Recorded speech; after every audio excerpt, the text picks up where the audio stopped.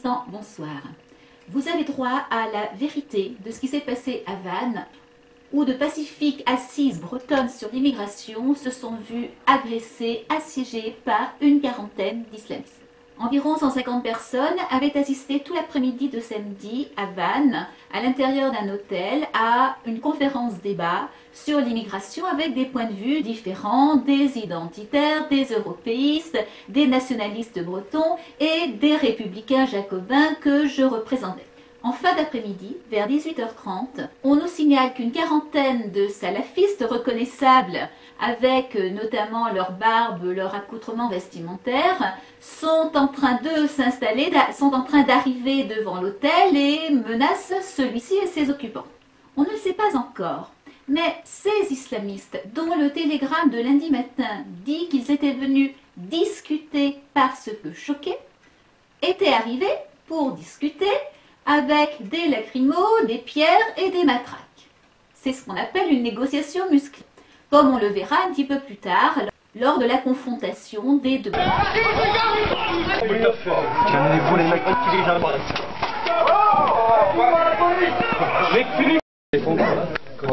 voilà la belle pierre. Pierre de lapidation. Nous appelons la police, mais on nous prévient qu'elle va mettre un certain temps à arriver et qu'il n'y aura que 3 ou 4 personnes de disponibles, ce qui est fort inquiétant pour la police républicaine.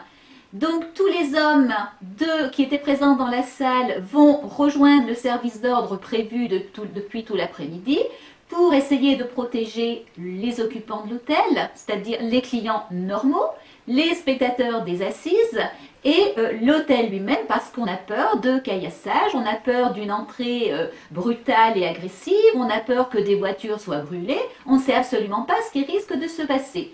Tout ce que l'on voit, c'est qu'on a un groupe qui est tout à fait très près de l'entrée, qui a des gestes agressifs, qui a des gestes obscènes et qui est à tout le moins menaçant. Un des adhérents de Résistance républicaine s'avance pour jouer les médiateurs et essayer de calmer le jeu. Taisez-vous, taisez-vous, on se tait. On se tait. C'est des convertis. Les gars, on se tait et on écoute. Je crois que c'est des convertis. Taisez-vous les gars, taisez-vous. Écoutez. Écoutez, écoutez. Hey. Écoutez, écoutez. Ça, il n'y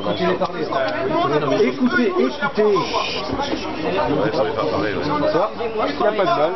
On travaille tranquillement.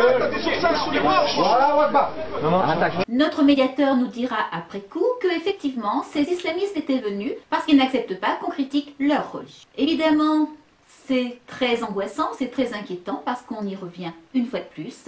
La violence et le retour au délit de blasphème. On n'a plus le droit en France de parler d'islam, on n'a plus le droit en France de parler d'immigration sans s'exposer à recevoir des pierres, des coups de ceinture et du lacrymo. Ce sont nos libertés qui sont en danger et l'épisode de Vannes en est la preuve par 9. Aujourd'hui, lacrymo et pierre, demain viendront-ils avec des kalachnikovs pour faire taire définitivement les islamophobes et les patriotes inquiets de l'immigration et inquiets de la progression de l'islam? On peut se poser la question. Alors, la suite des événements, à un moment donné, notre médiateur semble pris à partie par un islamiste plus virulent, plus véhément que les autres, qui s'avance vers lui avec la matraque levée, et les nôtres, inquiets, foncent à la rescousse. S'ensuit une mêlée, les islamistes reculent, s'enfuient.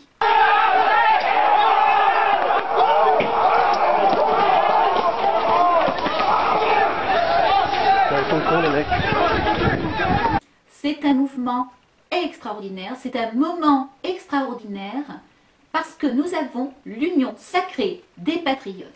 Union sacrée des patriotes autour de l'un des leurs, mais union sacrée des patriotes face à la barbarie, face à un système qui veut imposer sa loi, qui veut interdire la liberté et notamment la liberté d'expression, la liberté de penser, face à un système qui veut imposer son système à tous. C'est une magnifique leçon. Il est temps de ne plus se laisser faire, il est temps de ne pas subir, il est temps de ne pas ramper à plat ventre. Il faut se lever, on va cesser d'avoir peur face à des gens qui veulent nous imposer leur système.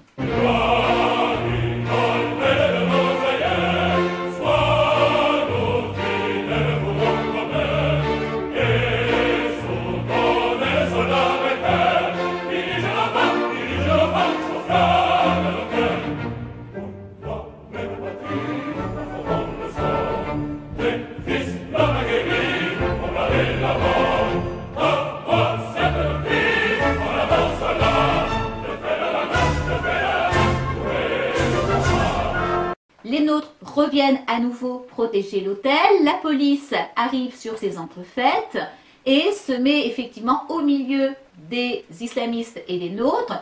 Notre médiateur ne se démonte pas et retourne discuter, retourne essayer de les calmer et entend à nouveau ces gens-là ne respectent pas notre religion. Il y a des injures, il y a des menaces, on entend régulièrement évidemment Allah Akbar. On a les mains vides, on peut pas répondre. Tout à fait, là, on peut pas. Putain, mais ils sont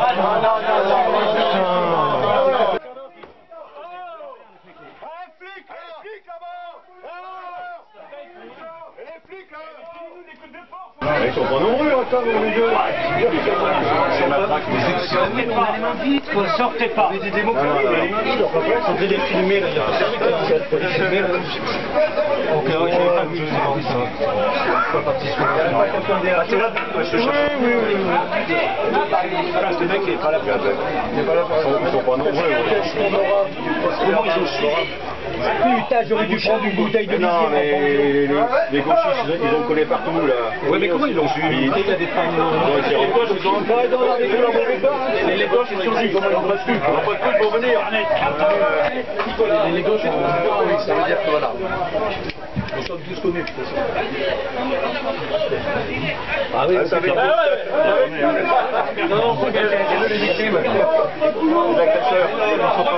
Calmez vos gars, s'il vous plaît. Comme ça, on est protégés dans les villes. La police, les gars, les gars.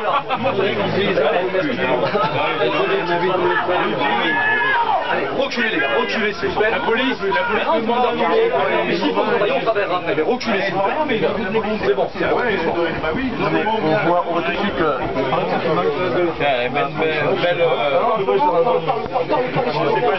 Il est où Jérôme Piège?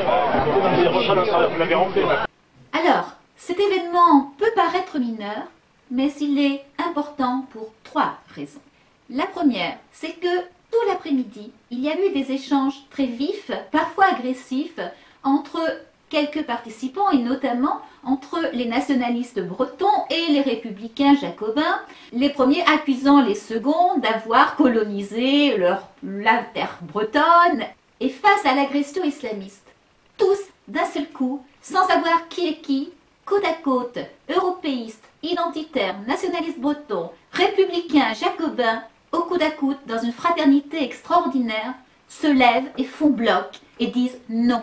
Nous sommes ensemble et la priorité, ce ne sont pas nos divergences, ce ne sont pas nos désaccords. La priorité, c'est de sauver la France, de sauver nos valeurs et de ne pas laisser l'islam et la barbarie faire la loi. Deuxième raison de dire que cet événement a été important, c'est que exactement 5 minutes avant l'attaque, un des spectateurs des assises qui avait demandé la parole avait essayé de nous dire qu'il n'y avait pas de problème avec l'islam et que ça n'était pas ça le problème en France. La réponse du réel a été fulgurante et évidente. Troisième raison, c'est la preuve par 9 que les médias ont un parti pris pro-islam fort inquiétant. Si on regarde l'article du Télégramme qui a été repris en partie par Ouest France, on se rend compte qu'à aucun moment islam, islamiste, salafiste n'a été prononcé.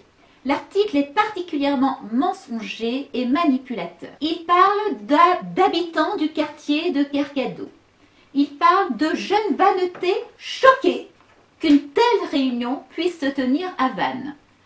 Pourtant, le même télégramme rappelle qu'il s'agit d'un colloque breton sur l'immigration. Est-ce que le mot colloque, est-ce que le mot breton, est-ce que le mot immigration seraient des mots choquants? Il n'est même pas question d'islam.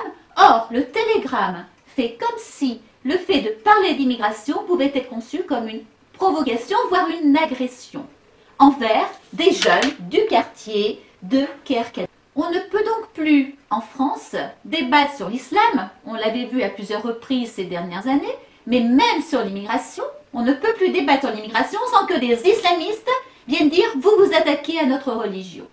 Pour parachever tout, les agresseurs sont peints comme des pacifiques venus tenter de débattre avec les identitaires. Bien sûr, il n'est question nulle part de leurs pierres, de leurs lacrymos, de leurs matraques. Par contre, ils sont présentés comme des victimes. 2 jeunes de Kercado ont été blessés. Comme si les agressés, à savoir nous, devenions les agresseurs. Personne ne parle du jeune de chez nous que les pompiers ont dû soigner longuement à cause de la lacrymo qu'il avait reçu en plein pot dans les yeux. Personne ne parle de ceux d'entre nous qui ont reçu des pierres, et pas petites, jetées violemment, des écorchures, des ecchymoses. Rien. Silence radio. Bref, une journée historique, je crois, qui a fédéré des gens qui se connaissaient à peine, qui s'ignoraient, qui parfois peut-être s'en voulaient. On a réussi à constituer samedi dernier l'ébauche d'un front des patriotes.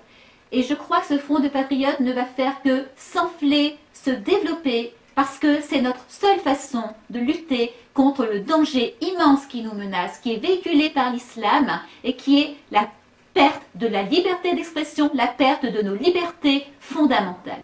Vive la République, vive la France.